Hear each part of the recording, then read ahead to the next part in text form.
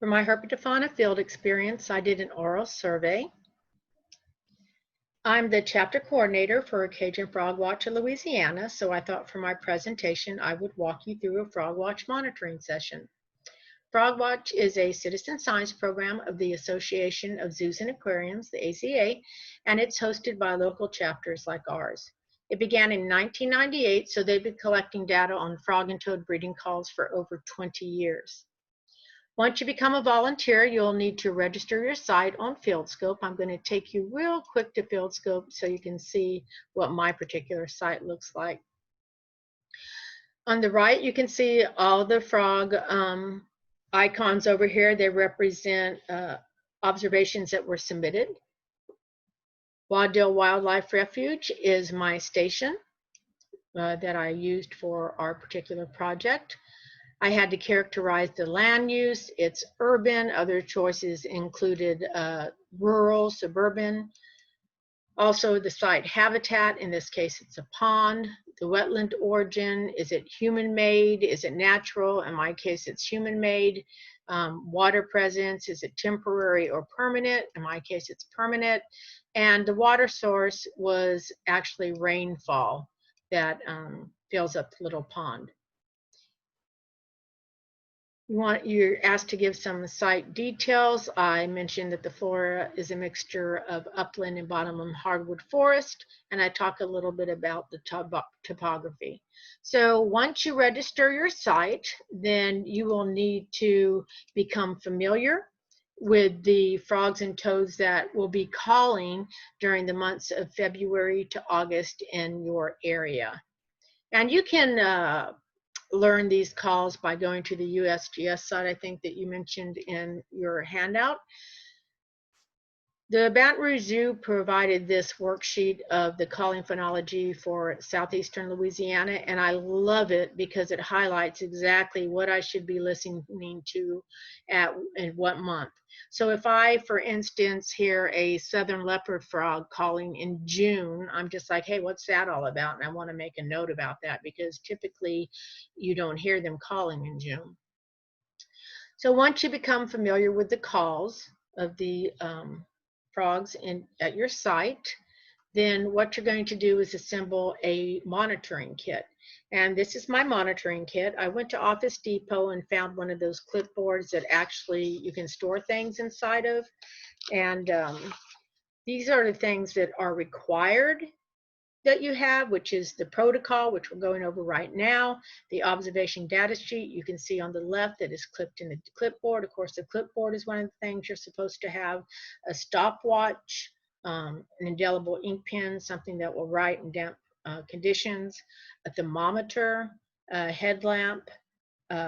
Also, if you're on private property, you will have to have a written permission with you at all times that you're allowed to be on that property. You need to have your cell phone with you in case of an emergency. It's also recommended that you have a first aid kit, an audio recording device. I use my phone. Maybe you can keep a rain jacket in your car in case it rains. Insect repellent. I do want to note that if you are going to be handling any amphibians, then you should not wear any insect repellent. But if you're there strictly just to listen to calls, and it's okay if you wear it. I also bring along my amphibian reptile field guide. If you notice the little tabs coming up the upper right hand side, that's where I actually tab out what frogs and toads that I would be hearing in my area. That way I can go directly to those pages without bothering myself with frogs and toads that I wouldn't be hearing at that time. So the site that I chose was the Education Center at the refuge, and if you look to the right, you can see that there's a porched area and benches, and I just sit at the benches. It's more than 5 feet away from the site because that is where all the activity is at. Literally across the parking lot is a bass pond and a catfish pond, and they don't have near the traffic that that little pond in front of the Education Center has. So you want to make sure that it's at least 30 minutes after sunset before you begin monitoring, and you need to conclude no later than 1 a.m. You'll need to take note of the weather forecast, and you need to only monitor in appropriate conditions. So what that means is that if it's above 35 degrees, you can monitor. You can't monitor in freezing rain, sleet, or snow. Also, if the Beaufort wind scale is 4 or above, then you're not supposed to monitor in that as well. We'll talk about that in a minute. You also want to leave no trace. Make sure that you respect the area that you're in and minimize any disturbance. You don't have to go into the wetland to monitor it. You need to be at least 5 feet away from the edge of where you're monitoring. And you also want to note any changes to the site on the notes section of the observation data sheet. Did someone mow it? Was the habitat disturbed in any way? Things like that. You want to silence all electronic equipment. So if you have a timer on your phone and when you start it, it goes beep, well, that's not going to work. So you need to make sure there will be no sound at all coming from your watch, your phone, or any other equipment you might have. So I highlighted on the observation data sheet the information that I'll be talking about. So right now you'll need to enter your name, the site, the date, which I did this monitoring session on June 3rd, and the chapter that you belong to. I put the Baton Rouge Zoo Frog Watch chapter because I was observing in Baton Rouge. So that's why I have them. But the Cajun Frog Watch chapter is actually in Lafayette, and I kind of filled a need because the person who had started it had actually left. So I was her assistant, so I ended up taking it over. You want to measure and record all the weather information, and I do not trust myself in putting down the correct numbers for the Beaufort wind scale. Number 4 is, you're not supposed to monitor number 4, and it says that that loose paper is carried in the breeze. And I'm thinking of American Beauty when the plastic bag is blowing in the breeze and the guy talks about it's the most beautiful thing I've ever seen. Well, apparently that's not good frog watch weather. The day that I went out, the wind speed was 0. There was no precipitation during the visit or in the last 48 hours, and the weather was above freezing. So you need to make sure that you acclimate the frogs and toads to human presence. So you have to sit very, very quietly for 2 minutes once you get to the spot that you're going to monitor. You can't make a sound, a noise, anything, or you'll have to start all over again, which happened during my monitoring session because some guys were in a truck in the parking lot and they slammed their doors about a minute into it, and they didn't stop making noise until about a minute and a half. So I had to start all over. So instead of my monitoring session being just 5 minutes to the acclimation period and 3 of the actual monitoring, it ended up being 6.5 minutes because of all the noise that they were making. So once you're quiet for 2 minutes, you're going to listen for exactly 3 minutes, and you're going to time this. Now, what I do is I use my video camera on my iPhone, and even though you can't see anything, I point it to where I'm monitoring it. And so once I start it, I can actually see the time on top of the video. So I'll know when 2 minutes is, and then I can start my 3 minutes after that. So what I'm trying to say is that when my phone video says the video has been running for 5 minutes, I know my time's up, because 2 minutes of the acclimation period, then 3 minutes of active listening. Now, it says that you're supposed to cup your hands around your ears, kind of pull them forward so that you can hear what's in front of you, and it does make you feel better. But I can't hold my video, my cell phone, and cup both ears at the same time. So I only cup one ear, but I still get some good listening with it.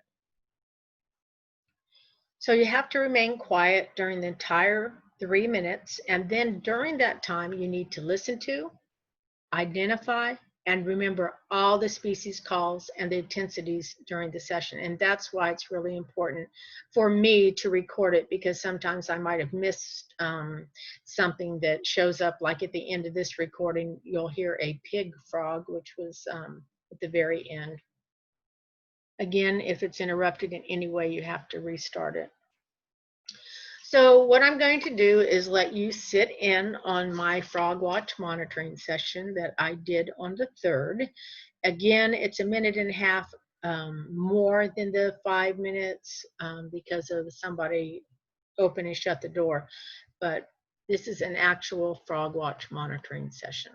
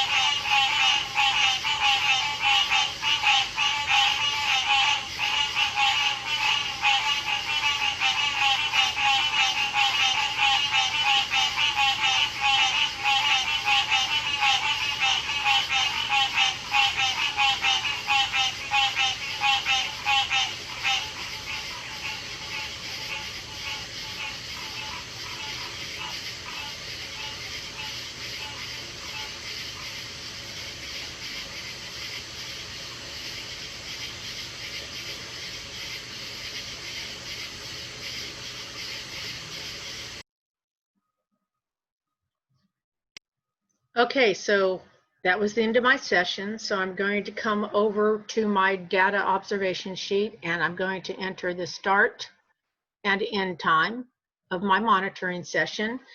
In this case, I started at 9:40 and ended at 9:43. Notice that I do not count the acclimation session, even though it was 6.5 minutes for the whole monitoring session because of some noise.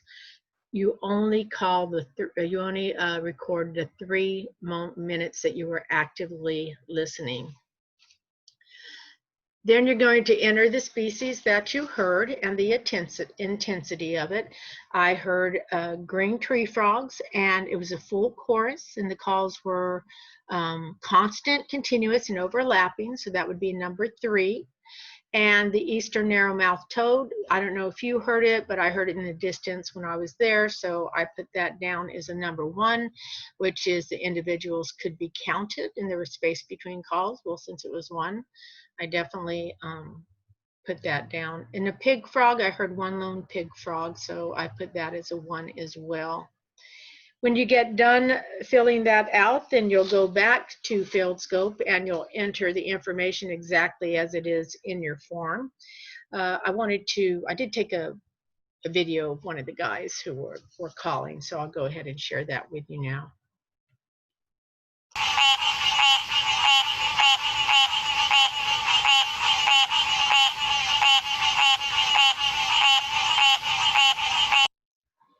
So these guys are like naked on top of a tree, singing their hearts out. They're very vulnerable to predators.